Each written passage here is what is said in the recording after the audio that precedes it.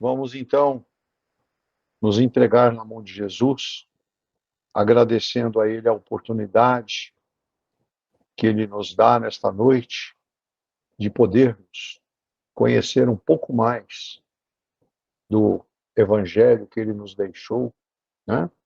As orientações, né? O conhecimento sobre a nossa caminhada, o que nós precisamos de mudar em nós para que possamos ser felizes e saudáveis. Vamos então, por algum minutinho, orar e meditar com Jesus. Vamos lá.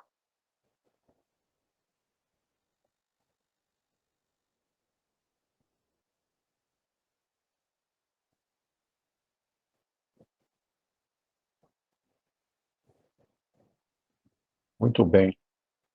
Vamos dirigir também o nosso carinho, a nossa gratidão à equipe maravilhosa do Dr. Bezerra de Menezes que nos assiste no momento. Né? Nosso carinho, nossa gratidão a esta equipe que nos socorre, nos ajuda, traz o conforto para as nossas necessidades e nos traz também a cura. Nossa gratidão do fundo do nosso coração a todos eles. Nós estamos no capítulo 19 do nosso Evangelho, né? Do Evangelho segundo o Espiritismo, e dentro desse capítulo 19, hoje nós vamos falar sobre a fé religiosa, condição da fé inabalável. Então, o item 6 nos diz assim: do ponto de vista religioso, a fé é a crença nos dogmas particulares que constituem as diferentes religiões. Todas as religiões têm os seus artigos de fé sobre este aspecto. A fé pode ser raciocinada ou cega. A fé cega, não examinando nada, aceita sem controle o falso como verdadeiro e se choca a cada passo contra a evidência e a razão. Levada ao excesso, produz o fanatismo. Quando a fé repousa sobre o erro, ela se destrói, cedo ou tarde. A que tem por base a verdade é a única segura do futuro, porque não tem nada a temer do progresso das luzes, já que o que é verdadeiro na obscuridade é igualmente em plena luz. Cada religião pretende estar na posse exclusiva da verdade. Preconizar a fé cega sobre um ponto de crença é confessar impotência em demonstrar que se tem razão. Item 7. Diz-se vulgarmente que a fé não se prescreve. Daí muitas pessoas dizerem que não é por sua culpa se não tem fé. Sem dúvida, a fé não se prescreve. E o que é ainda mais justo, a fé não se impõe. Não, ela não se recomenda, mas se adquire. E não há ninguém que esteja privado de possuí-la, mesmo entre os mais refratários. Falamos das verdades espirituais fundamentais, e não desta ou daquela crença particular. Não cabe à fé ir a eles, mas a eles irem ao encontro da fé. Se a procuram com sinceridade, a encontrarão. Tende, pois, por certo que aqueles que dizem não queríamos nada melhor do que crer, mas não o podemos, o dizem dos lábios e não do coração, porque em dizendo isso tapam os ouvidos. As provas, entretanto, se multiplicam ao seu redor. Por quê? Pois se recusam em vê-las. Nuns é negligência, em outros, medo de serem forçados a mudar seus hábitos. Na maioria, é o orgulho que recusa reconhecer uma potência superior, porque lhes serviria preciso se inclinarem diante dela. Em certas pessoas, a fé parece de alguma sorte inata. Uma centelha basta para desenvolvê-la. Essa facilidade em assimilar as verdades espíritas é um sinal evidente de progresso anterior. Em outros, ao contrário, elas não penetram senão com dificuldade, sinal não menos evidente de uma natureza atrasada. Os primeiros já creram e compreenderam, trazem ao renascer a intuição do que sabiam. Sua educação está feita. Os segundos têm tudo a aprender. Sua educação está por fazer. Ela se fará. E se não ficar concluída nesta existência, ou estará em outra. A resistência do incrédulo é preciso nisso convir. Prende-se frequentemente menos a ele do que a maneira pela qual se lhe apresentam as coisas. A fé é preciso uma base, e essa base é a inteligência perfeita daquilo em que se deve crer. Para crer, não basta ver, é preciso, sobretudo, compreender. A fé cega não é mais deste século. Ora, e precisamente o dogma da fé cega que faz hoje o maior número de incrédulos, porque quer se impor e exige abdicação de uma das mais preciosas prerrogativas do homem, o raciocínio e o livre-arbítrio. É essa fé contra a qual, sobretudo, se obstina o incrédulo, e da qual é verdadeiro dizer que não se prescreve, não admitindo provas, ela deixa no espírito um vago de onde nasce a dúvida. A fé raciocinada, a que se apoia sobre os fatos e a lógica, não deixa atrás de si nenhuma obscuridade.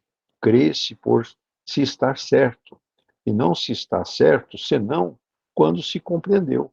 Eis porque ela não se dobra, porque não há fé inabalável, senão aquela que pode encarar a razão face a face, em todas as épocas da humanidade. É a esse resultado que o Espiritismo conduz e triunfa também da incredulidade. Todas as vezes que não encontra oposição sistemática e interessada. Muito bom. Palavras bem orientativas sobre a fé, né? E então, vou passar a palavra para o nosso irmão Davidson, para que ele possa nos adicionar mais algum conhecimento sobre o assunto. Davidson. Nós temos de considerar aqui que Kardec, naquela época, ele levou em conta a fé que era, podemos dizer, professada no século XIX. Para se ter uma noção, o Karl Marx, o pai do comunismo, naquele período, ele dizia que a religião era o ópio do povo. Marx foi um filósofo, economista, cientista político, nascido na Alemanha, nasceu em 1818, morreu em 1883, foi filho de uma classe média alta, o pai era advogado, e, enfim, a mãe uma judia, é interessante esse fato. E por que Marx afirmava que a religião era o ópio do povo? Ele explicava. Portanto, eu estou trazendo aqui o que era aquela época para Kardec, para a gente ter uma noção melhor. Dada o que o nosso Marx dizia, ele dizia o seguinte, ó, palavras dele, dada a condição da religião como instrumento de conformismo, ele sugeria que a religião deixa a pessoa conformista. E dizia também que, segundo ele considerava um ópio, que é uma droga, por ser um mecanismo de alienação, porque alienava. As pessoas se desligavam da realidade, segundo Marx. Por sua vez, o filósofo Nietzsche Friedrich Nietzsche também é assim, né? Nascido na época de 1844 e faleceu em 1900. Ele escreveu vários textos criticando, desculpa, crucificando com o maior respeito, criticando a religião, a moral, a cultura na época contemporânea e exibindo uma preferência muito grande por ironia e textos bem curtos, sucintos. Para Nietzsche, esse filósofo que é discutidíssimo nas escolas, nas universidades, não só brasileiras, americanas, em todo lugar, a religião não deve ser mais vista como parte constitutiva do ser humano. Olha só, do existir do ser humano.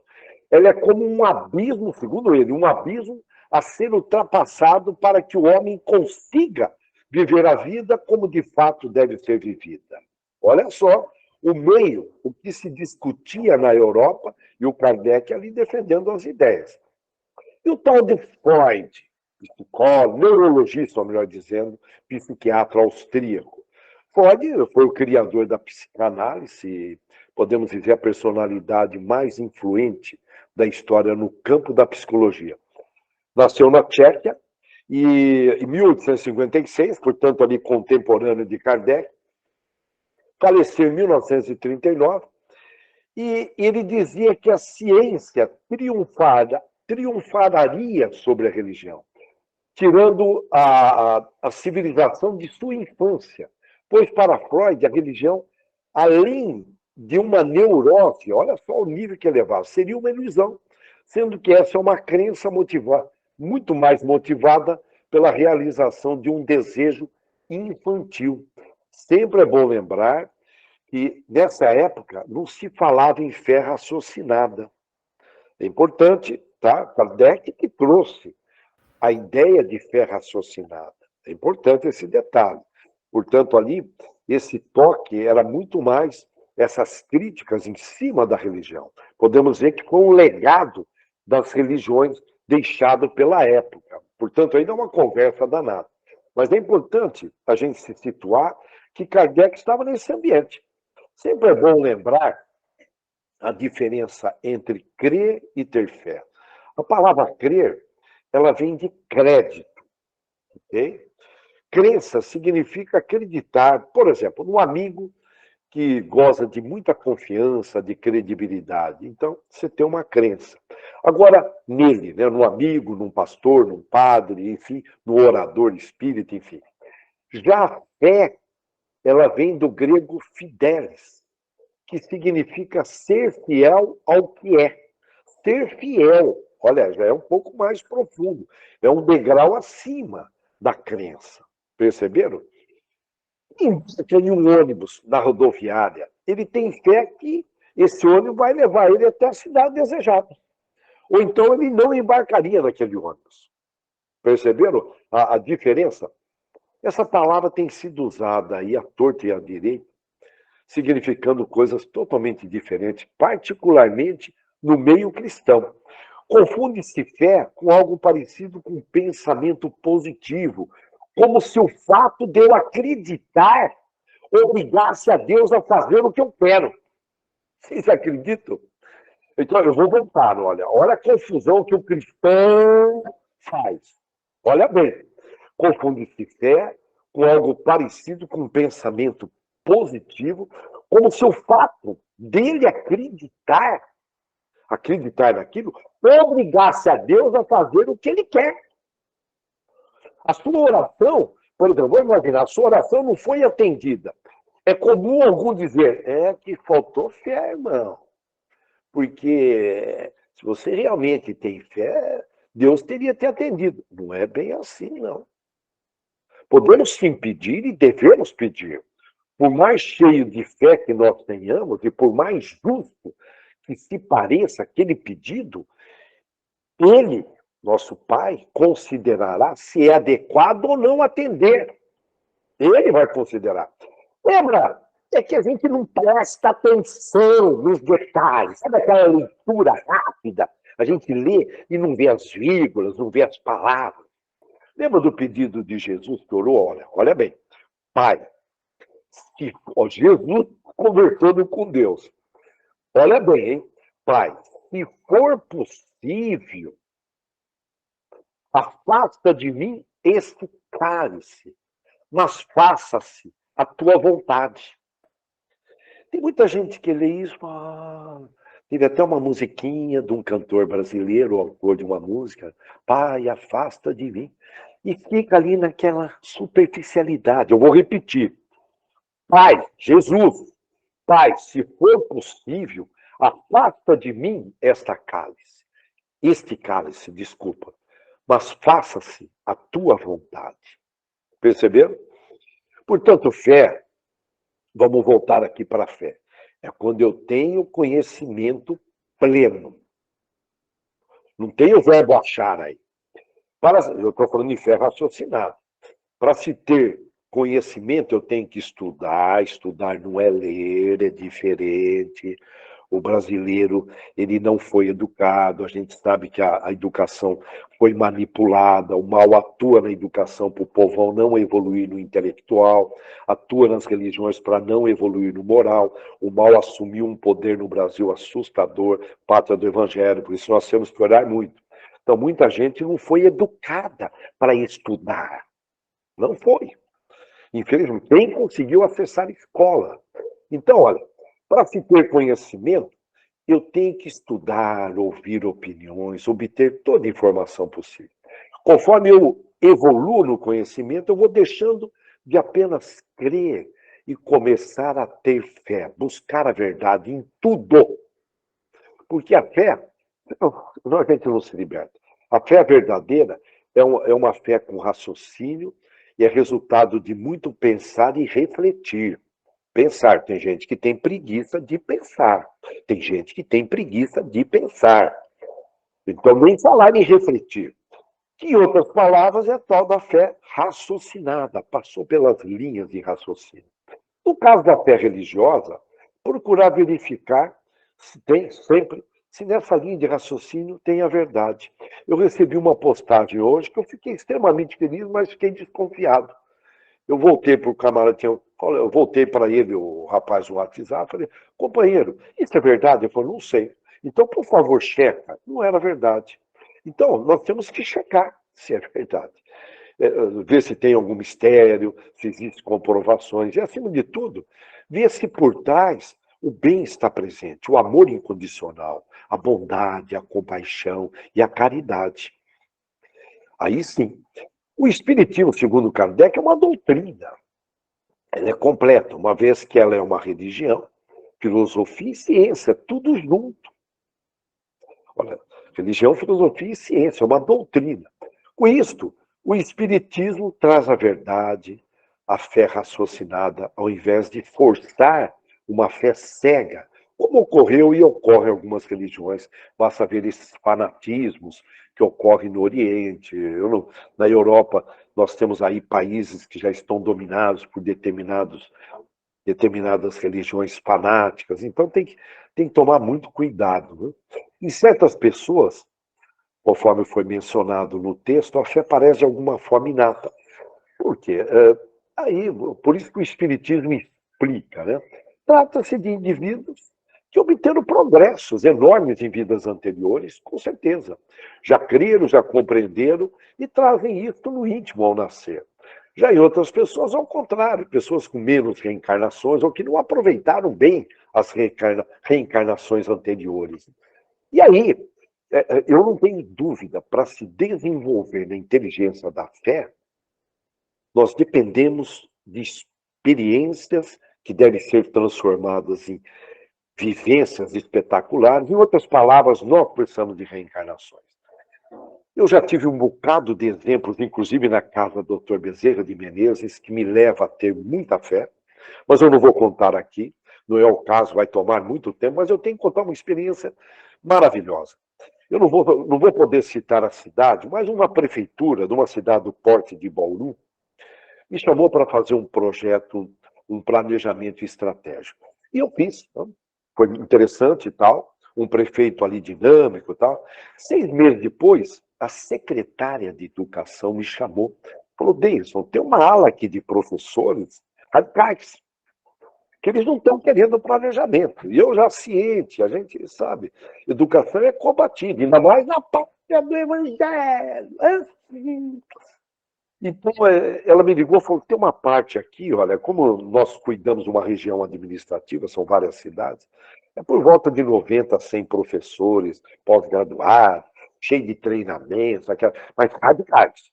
Então, você poderia vir aqui para moderar, olha só a situação, vão ser 2 dias e meio, quinta, sexta e sábado de manhã. Eu não vou citar a cidade, nem citar os nomes. Algumas pessoas aí, certa vez comentei no sábado, até me arrependi, porque as pessoas hoje, não sei, eu não pedi confirmações se eu poderia comentar. E cheguei lá na quinta-feira, um lado do auditório olhando feio para mim, o outro lado olhando bonito. Mais ou menos 90 a 100 pessoas de cada lado, um total de 200 pessoas, aqueles auditórios meio inclinados, um palco. Né? Primeiro dia, eu toquei mostrando o esqueleto com slides, né? Usando o data show, aquela coisa toda, e mapeei as lideranças desse lado que não queria. Percebi pelos olhares, pelo intuito e tal. E essa secretária, uma senhora extremamente evoluída, religiosa, falou, Davidson, se prepara, porque eles vão passar a noite, estudaram você de cabo a rabo, tem psicólogos no meio, são gente treinada na área, treinada para criar confusão. Não tem nada contra, não quero entrar na área política, mas a gente queria gerar confusão. Eu vou comentar isso porque foi uma experiência maravilhosa. Eu fiquei à noite preparando e a minha estratégia, se tivesse alguma coisa fora, eu iria voltar com perguntas, mas jamais responder de imediato. Era uma sexta-feira, eu estou contando em detalhe, porque é uma história maravilhosa, marcante para a minha vida. Deu lá 9h35, uma das lideranças do lado que não queria, se levantou e falou, Davidson. Eu falei, sim. Ela falou, olha, você foi contratado para moderar. Eu falei, sim. Está dando a impressão que você está defendendo a secretária de Educação, que eu não posso citar o nome, adoraria poder citar. Eu parei perto dela, né? Falei, pessoal, vocês ouviram bem? O mais importante eu não comentei. Eu cheguei 1 hora antes nesse ambiente e fiquei em oração 40 minutos. Preparei ali o data show, tudo, 40 minutos em oração, pedindo muita ajuda. Quando essa moça levanta, eu vou caminhando, eu penso em Jesus, no palco, o palco era grande, eu penso em Jesus, falo, por favor, Jesus, me ajude. Na hora que eu chego perto ali, eu olho para ela fazendo as perguntas, eu falo, Davidson, está dando a impressão que você está defendendo a secretária de Educação. Eu falo, pessoal, aí no fundo, vocês ouviram bem o que a nossa amiga falou? Ouvimos. Eu falei, mesmo assim eu vou repetir. Nesse momento, veio uma pergunta que não foi minha, eu me conheço. Eu nunca, jamais teria perguntado isso. Isso aí tem uns 15, 16 anos atrás. Eu estou aqui estimando de 12, eu precisaria ver a data precisa. Jamais eu teria feito uma pergunta tão inteligente. Mesmo porque eu não fui educado para perguntar. Meu pai me permitia fazer pergunta, educação familiar, sociedade, escola. Uma inibição, bullying, isso era aquela coisa toda. A gente sabe o sistema como que era. E veio a pergunta. Uma pena não poder perguntar para vocês que pergunta que eu teria feito, porque foi uma pergunta muito inteligente. E lá no hotel eu preparei, olha, qual é o seu propósito de fazer essa pergunta? Ia virar uma confusão danada, jamais. Hoje eu aprendi que você não pode perguntar isso. Olha a pergunta que veio de cima e que me aumentou muito a minha fé. Olha a pergunta. Falei, moça, se está dando a impressão que eu estou defendendo a secretária de Educação, eu quero saber quem está atacando ela. Quero saber quem está atacando. Está dando a impressão que eu estou defendendo? Não é bem isso que eu queria. Eu falei, é isso sim, moça. Você é pós-graduado, eu te conheço, vim de longe, eu não estou de brincadeira aqui. Pode falar, quem está atacando ela? Está dando impressão? Aqui todo mundo entendeu, vocês ouviram bem aí? Aí eu parei, pratiquei o silêncio, olhando feio, olhei feio mesmo. Estava feio assim, energicamente, não no sentido que a gente compreende, né? São pessoas que nem sabem o que estão fazendo, como Jesus. Eles não sabem o que estão fazendo, eles não sabem. Eu ponderei tudo isso, porque os irmãos estavam junto comigo ali. E ali aquele silêncio, olhando feio. Esse feio, por favor, interprete como enérgico. Tá? Tipo assim, eu não estou de brincadeira aqui. Olhando, vamos tirar o feio, olhando com muita serenidade, muita cobrança também. E aquele silêncio, eu vou usar um termo aqui, mortal, não sei quanto tempo durou, ninguém falava nada. Essa secretária, uma educação, uma senhora que uma paz, chegar perto dela, sentir uma paz, é raro. É raro a gente encontrar pessoas com uma paz como ela. Ela estava ali cumprindo a missão dela. Ela vira e levanta e fala, pessoal, já está próximo do café, já são 15 para as 10, vamos para o café? Sai todo mundo do auditório, ela dá um tapinha assim no meu ombro e fala, vencemos. Terminamos a sexta-feira na boa, sábado de manhã todo mundo se confraternizou e ficou um recado ali para mim. Eu fiz um pedido. Era para algo extremamente nobre, a educação. Eu fui atendido. Não que eu fui atendido. A educação daquela cidade foi atendida. Se eu passando por isso não me desenvolver na fé, o que mais precisa? Então, eu volto a enfatizar, são esses tipos de experiências que a gente vê que quando a gente não tem como resolver, pedir ajuda e vir ajuda, nesse caso, né, que não era para mim, não era algo egoísta, era muito, tinha um propósito extremamente nobre, muitas crianças foram beneficiadas. Então, em resumo, possivelmente aí todos nós devemos ter uma ou outra experiência nesse sentido. A gente temos que refletir. Tá? Não era, volto a enfatizar, não era um pedido egoístico. A fé, ela necessita de um alicerce, e essa inteligência adequada daquilo que a gente deve acreditar, pesquisar, não basta aceitar de imediato. A fé cega hoje, a gente sabe que, conforme foi dito no texto, produz um maior número de incrédulos, porque ela acaba querendo se impor, né? Tirando aí esses preciosos direitos, que é o raciocínio e o livre-arbítrio. O raciocínio e o livre-arbítrio. Portanto, somente a fé raciocinada e inabalável pode encarar de frente os problemas, as expiações e provações em todas as épocas da humanidade. Portanto, ela é importantíssima, a fé raciocinada, pois ajuda as pessoas a passar por momentos que não são fáceis. Todos nós temos esses momentos, não tem nenhum privilegiado aqui. Não tem. A gente pode olhar pelas aparências e falar, o cara está na boa. Não tem ninguém na boa aqui. Ninguém no planeta Terra. Tá? Nem esses bonitões aí, autoridades. Não, não, não. Falo bonitões com o maior respeito, é uma gíria. Né? Então, vejam bem, nós temos os nossos momentos. Para superar essas dificuldades, para se ter esperança, é preciso ter fé. Tudo bem? Sempre lembrando que nós estamos aqui num planeta de prova e expiação. É bom lembrar isso. E a gente tem uma vontade de retirar as expiações num clique do celular. Falei, eu quero retirar essas expiações. Mas é o passado nos cobrando. É o passado nos cobrando. Fomos nós que provocamos isso. Não, mas o meu parente, o meu vizinho está na boa, e eu aqui, eu não mereço. Merece, merece, irmão, acorda. Isso o Espiritismo traz. É maravilhoso o Espiritismo para explicar a importância dessas desigualdades maravilhosas que existem. Aqui é para mim prova e expiação. Aquele que abusou da riqueza, ele quer vir aqui rico novamente? Não, tem alguma coisa. Não, nós já citamos várias vezes isso. Sempre tem. Não estou dizendo que isso é uma regra, mas aí é tudo determinado em cima. O que é a fé humana? Uma outra linguagem, ela pode ser definida como, olha bem, como uma força de vontade direcionada para um objetivo. Olha, uma força de vontade. Lembra que a vontade que é a grande gerente dos departamentos mentais, ela que dá a última palavra. Olha bem, tá? Ela pode ser, então, portanto, ela é uma força, uma energia direcionada para um objetivo. A fé modula a nossa energia mental. A gente não vê aí na rádio, frequência modulada, 96,9, aquela coisa toda. a vontade, a força de vontade, modula a nossa energia mental. A fé em Deus, na vida, no universo. Fantástico. Eu já comentei isso, mas vale a pena repetir. O que me ajuda a elevar a minha fé. Que a gente vai se elevando conforme vamos nos reencarnando. Já disse várias vezes, eu sou carente de reencarnações para poder progredir.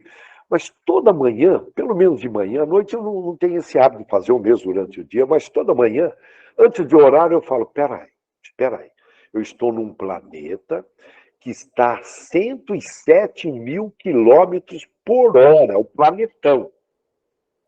Isso a mais de 2,6 bilhões. O Espiritismo fala em mais de 4, mas aí não importa. Bilhões de anos. É 2 ou 4, é bilhão, é bilhões de anos. Circulando com precisão. Eu não ter fé que o nosso pai está aqui acompanhando. Uma formiguinha tem um acompanhamento. Então, esse raciocínio que eu faço antes de orar, de manhã, faz eu me curvar perante o poder de Deus. Eu me curvo. Eu não consigo, eu gosto desse exemplo, não consigo manter aqui esse copo, por exemplo. Não consigo manter o evangelho, não consigo manter. Só aqui parado. Imagine um planetão. As pessoas não têm. Manter um carro parado, eu não consigo. Quem sou eu? Né? Então, a minha energia mental ela sai modulada com muita fé. Portanto, a religiosidade constrói um espaço dentro de nós de reflexão na vida e contribui com esperança, sentido da vida e com fundamentos para a gente se desenvolver nessas inteligências, moral principalmente, na aprendizagem do amor incondicional. E a fé, ela entra para contribuir nesse caminhar. E várias religiões trazem a palavra salvação. Eu vou relacionar fé com salvação. O que é salvação? O que livra você de uma situação que oferece perigo. Passagem de uma situação decadente para a vitória. Né? Você estava ali caindo, você foi salvo. Né? Alcoólatras, viciados em drogas, que passam, entram em determinadas religiões, geralmente evangélicas, né? Estão salvos. Né? O que é dito? Porque a salvação é pela fé. Que é dito lá, em termos bíblicos. A fé é a salvação para quem reconhece que sem Deus, revelado por Jesus, não há como você superar o peso da culpa, o império do mal, a ameaça da morte e até o medo da própria sobrevivência. Aqui, veja bem, o peso da culpa. Eu vou trabalhar aqui, nós vamos conversar um pouquinho sobre esses itens pela importância. A ausência do bem e o mal, ela bate muito pesado nisso. Eu já comentei que eu durante um tempo, eu me autocobrava, me autoculpava. Hoje, não. Falo, peraí, se eu estou aqui para aprender, me curar e me libertar, estou aqui aprendendo. Estou eliminando meus defeitos, curando a minha alma, me libertando de ingenuidades, ignorância, obsessores, crenças ingênuas, coisas erradas que a escola, a família, a sociedade colocaram em minha cabeça, eu estou me libertando disso. É normal eu pisar na bola, eu cometer erros. Então, a partir do momento que eu percebi isso, eu costumo dizer, eu jamais errei. Eu só aprendi, me curei, me libertei. Portanto, eliminei essas culpas todas. E volto a enfatizar, foram necessárias para os meus progressos, Alguém fala, eu conheço Deus, ele fez isso na infância. Fiz. Na adolescência, fiz. Lógico. Fiz, lógico. Todos nós cometemos os nossos erros. Mas quando eu descobri que o mal trabalha isso no teu psicológico, para você ficar encasquetando, eu falei, opa, eu ressignifiquei tudo, aprendi o que eu não devo fazer e procurei melhorar. Como Santo Agostinho, que eu gosto de citar o exemplo dele. Né? Tá? Se ele conseguiu virar um santo, qualquer um de nós podemos virar um santo.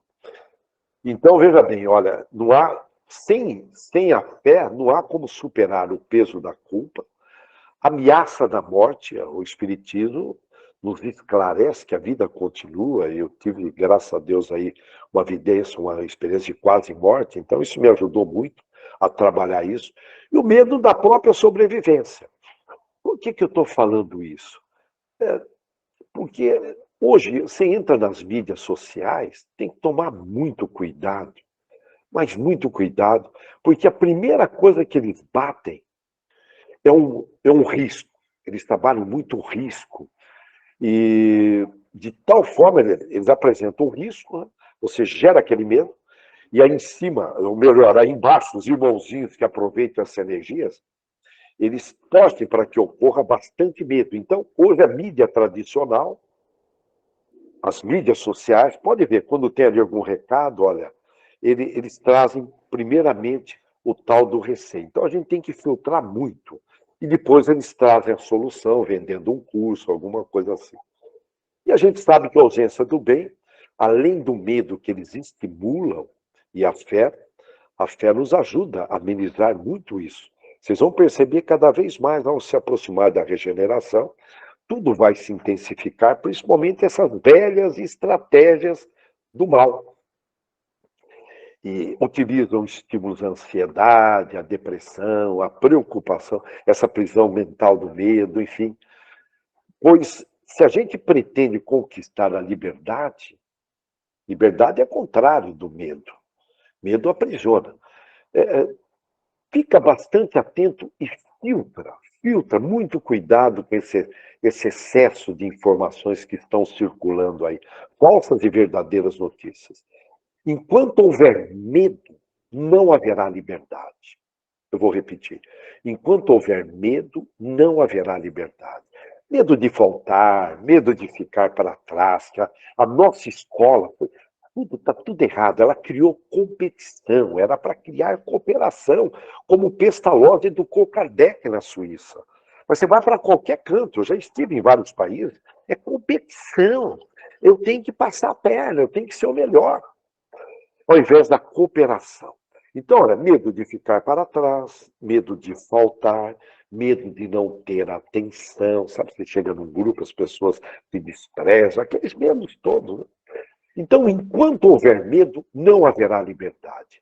Porque o medo é uma ferramenta ou arma, eu prefiro como arma, de dominação e instrumento de manipulação da consciência do indivíduo. Então, para se imunizar, nós temos que se esforçar para ser imparcial, elevando a nossa frequência com oração, meditação e ter fé. Essa fé, lógico, não posso pedir para todos terem, porque é o desenvolvimento individual de cada um.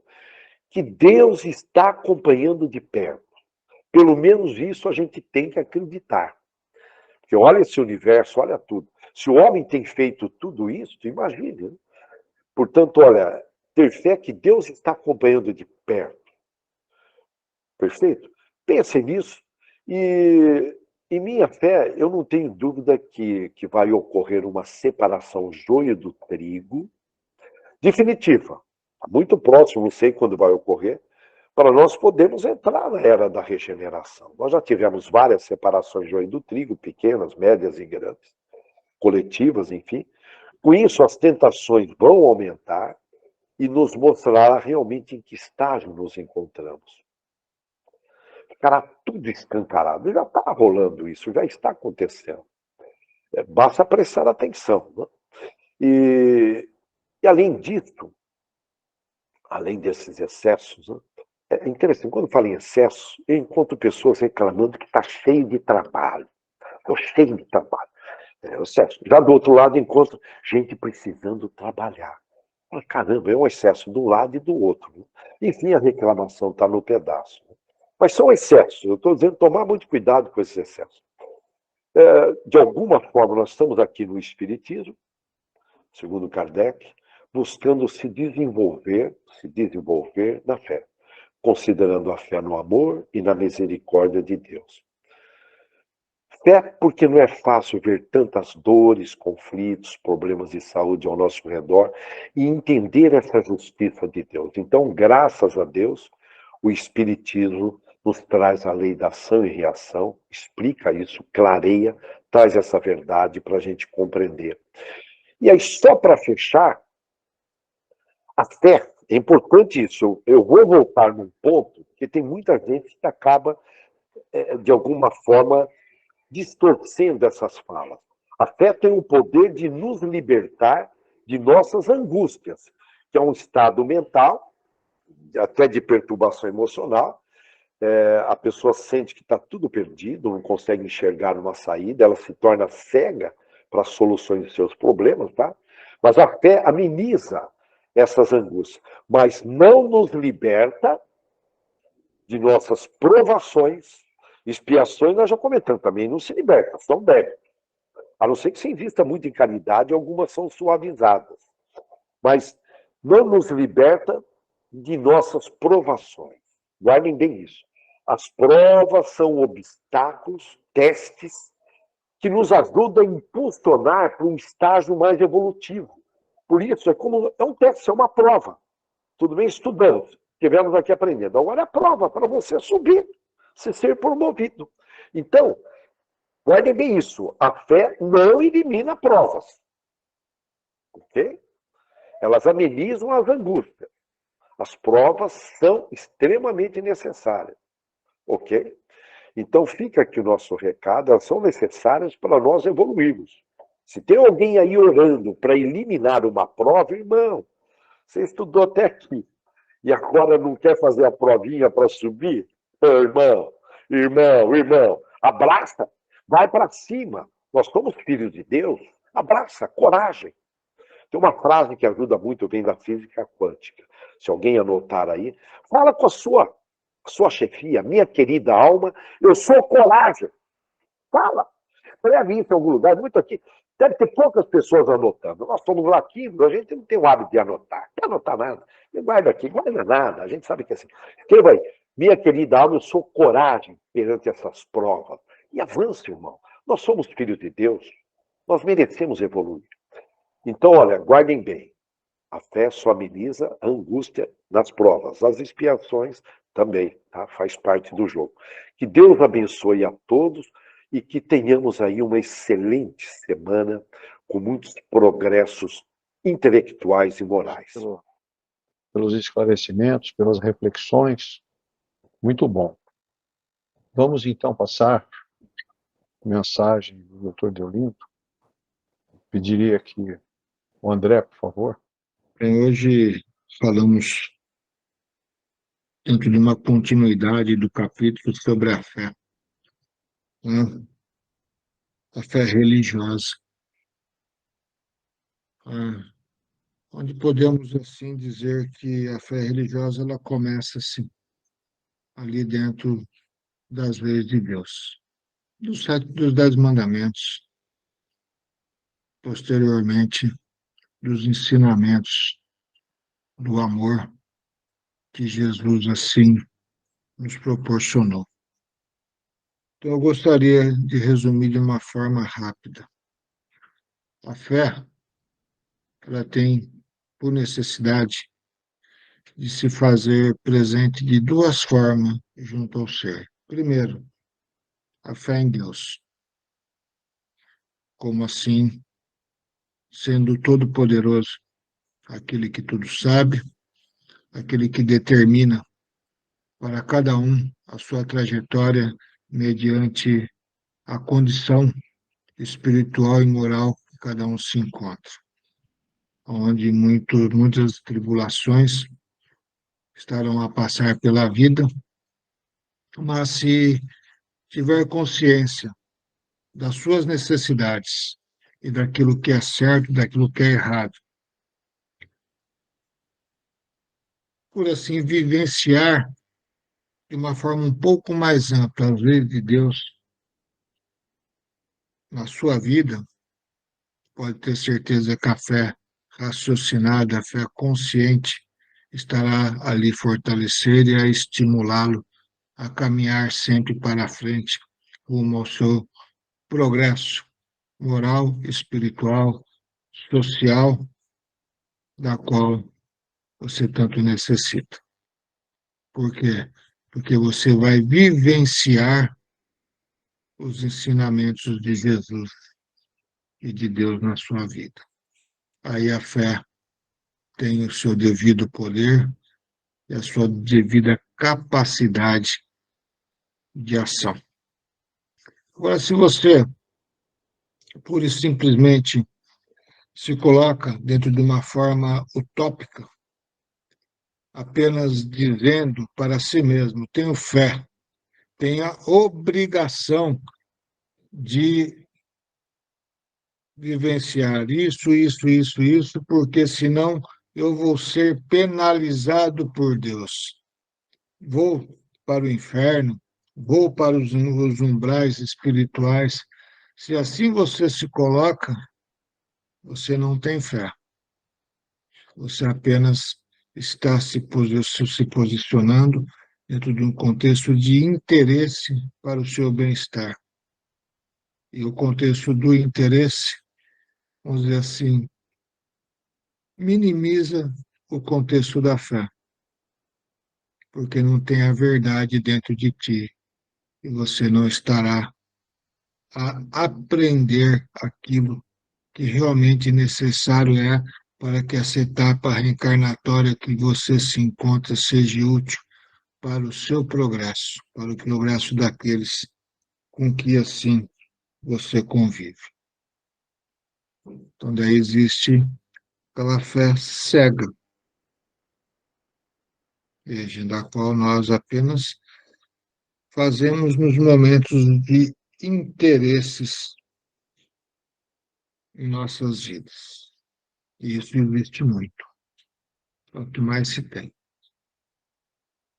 Agora existe o contexto do fanatismo, o fanatismo religioso, onde o ser sequer sabe pensar, sequer sabe analisar. E ele se coloca de forma vulnerável porque ele se deixa se levar pelos outros ou pelas falas, muitas das vezes brutas, pesadas, que apenas vêm em forma de crítica ou de penalização perante o ser, dizendo do pecado, onde o pecado ele é relativo, porque podemos errar, nós podemos aprender e nos transformar. Agora, se erramos cotidianamente e acreditamos que está certo, aí sim eu posso dizer que o pecado vai fazer parte da sua vida, porque você se fechou, você não quer ver a sua verdade. Então, fé religiosa, condição da fé inabalável, vivenciar as coisas divinas. De que forma vivenciar? Simples. David já falou isso várias vezes, aí só vou repetir. Pensando no bem, falando no bem, sentindo o bem, tendo sentimentos bons e agindo no bem. Façam isso, que você estará se fortalecendo dentro dos princípios da fé religiosa, e daí a gente pode fechar assim, que a verdadeira fé, atrelado à lei do amor, que tem por necessidade de fazer parte de nossas vidas, porque sem a lei do amor em nossas vidas, estamos preconizados a continuarmos sofrendo demasiadamente mediante a nossa ignorância, da qual, assim, nos posicionamos perante as leis da vida, que são as leis de Deus. Então, não esqueçam da lei do amor, que ali Deus resume tudo, mediante as suas leis. E é simples.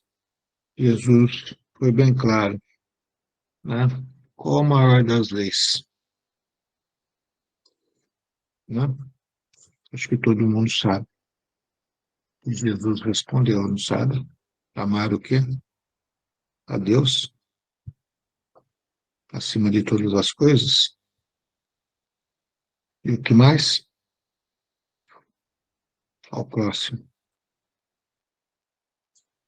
Aí você estará fortalecido na fé, porque você estará vivenciando a lei do amor.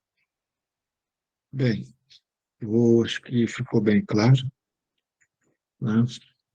Para que a gente possa, então, desta forma, assim nos entregarmos nesse momento a Deus e a Jesus.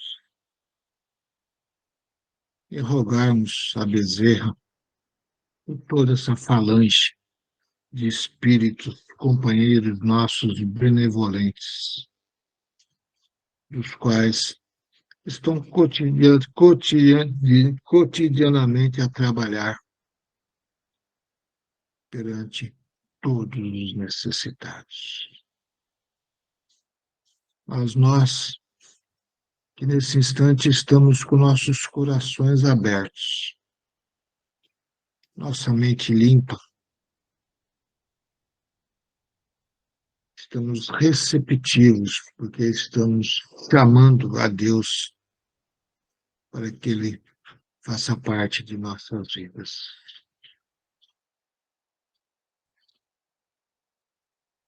Estaremos a receber todo esse bálsamo, através desses fluidos balsâmicos e curadores, que assim está nesse instante a nos envolver.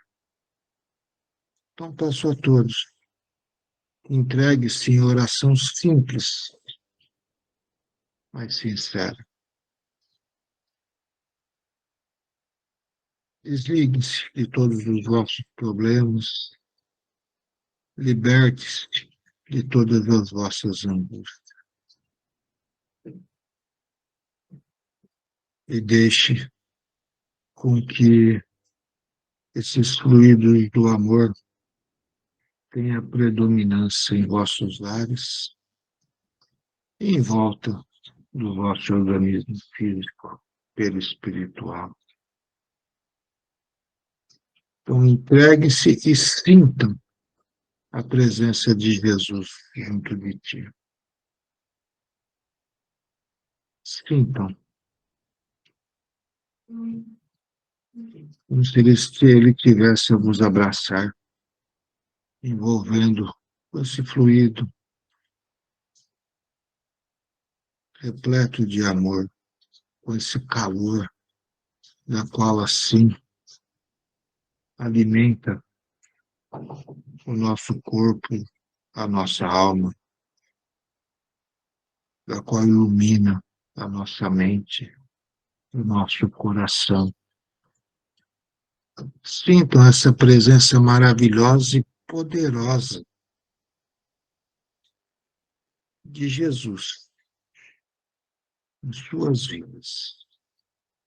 E tenho a certeza de que isto é algo constante, porque podemos a Ele buscar, a Ele implorar, a Ele nos entregar todos os dias, apenas nos colocando com simplicidade em nossas orações, esforçando-nos a cada momento em que, assim, a liberdade espiritual dos ressentimentos, das mágoas, das tristezas e dos desatinos tomem conta de nós, e com a pureza da qual fomos criados pelo amor de Deus, assim predomine junto a nós, junto ao nosso lar, junto aos nossos familiares, junto ao nosso local de trabalho,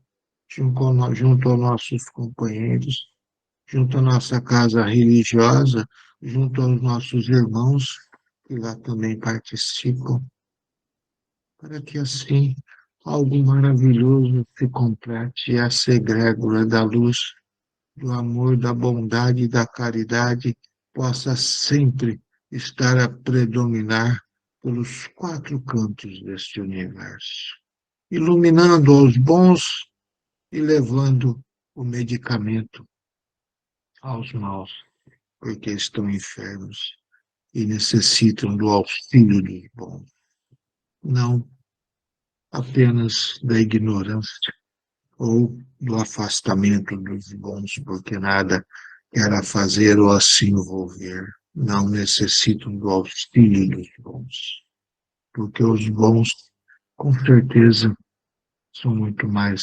fortes e poderosos. E se pararmos para olharmos, existe uma quantia grandiosa que apenas se esconde por não querer, assim, exercitar condignamente aquilo que Deus nos oferece. Não coloquemos tudo isso para fora, fazendo com que esta fé da qual estamos a estudar nos impulsione a sermos instrumentos do Pai, todos os dias, em todos os momentos de nossa vida, porque muitos são os necessitados, poucos serão os escolhidos. Assim, Pai, que a tua luz sempre predomine sobre todos. E assim seja. Graças a Deus. Gratidão pelas palavras carinhosas, pelos esclarecimentos sobre a nossa fé religiosa, né? Essa condição inabalável que aprendemos um pouco mais hoje sobre os caminhos para nos levar a essa fé inabalável. Muito bem.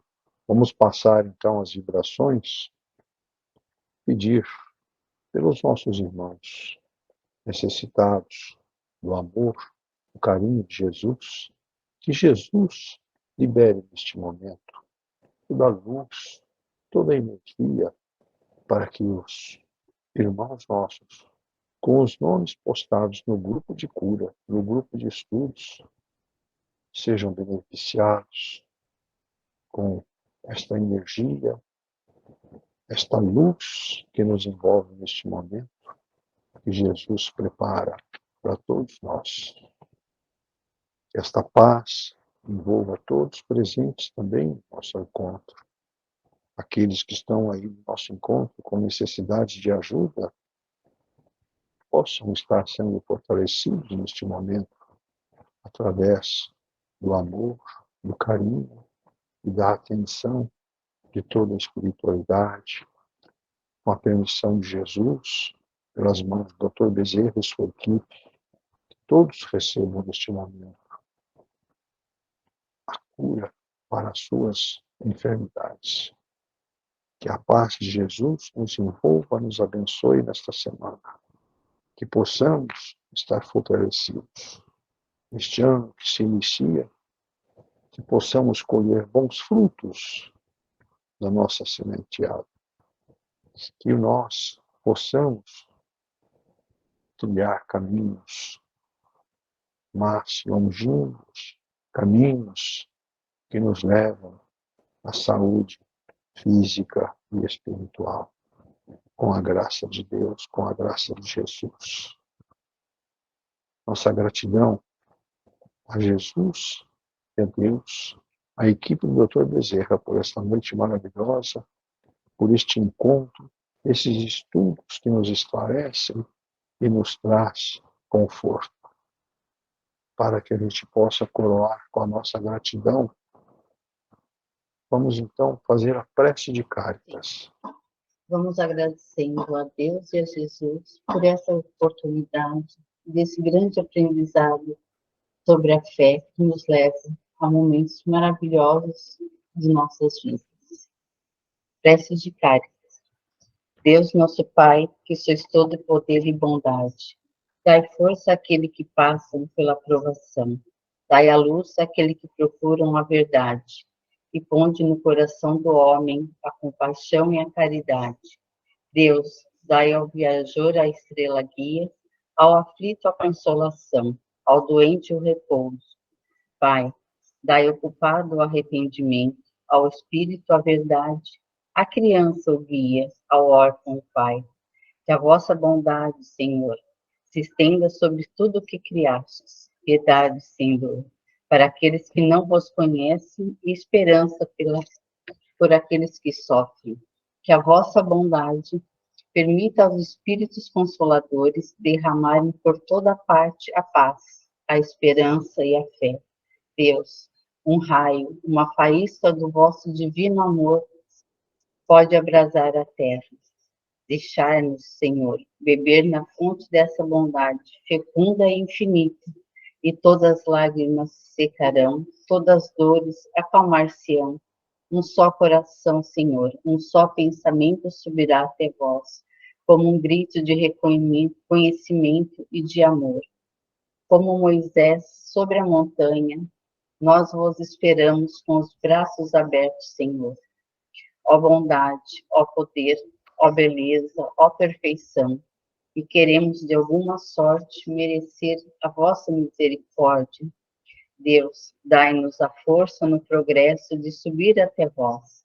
Dai-nos a caridade pura, Senhor. Dai-nos a fé e a razão. Dai-nos a simplicidade que fará de nossas almas o espelho onde refletirá um dia a vossa santíssima imagem. Que assim seja, Senhor. Obrigado por tudo que tem nos ofertado nesses momentos maravilhosos. Então, uma boa noite a todos um bom ano, uma boa semana e que Jesus nos abençoe. Boa noite a todos.